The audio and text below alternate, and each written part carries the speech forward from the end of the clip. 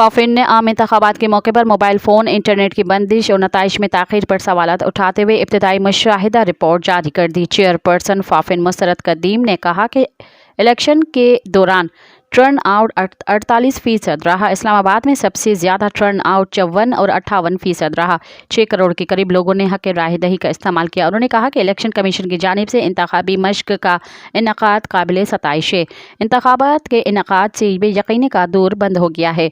सियासी जमायतों की जिम्मेदारी है कि मुल्क में इस्तेहकाम को यकीनी बनाएं। उन्होंने कहा कि इंतखाबात में शफाफियत पोलिंग स्टेशन तक महदूद रही। रिटर्निंग अफसरान के दफातर में शफाफियत पर सवाल उठ सकता है और RO ऑफिस में मुबस्सरीन को नहीं जाने दिया गया। मज़ीद ख़बरन ऐं तफ़सीलात लाइ विज़िट कयो असांजी वेबसाइट www.awamiNewsHD.com ऐं ॾिसंदा रहो अवामी न्यूज़ HD।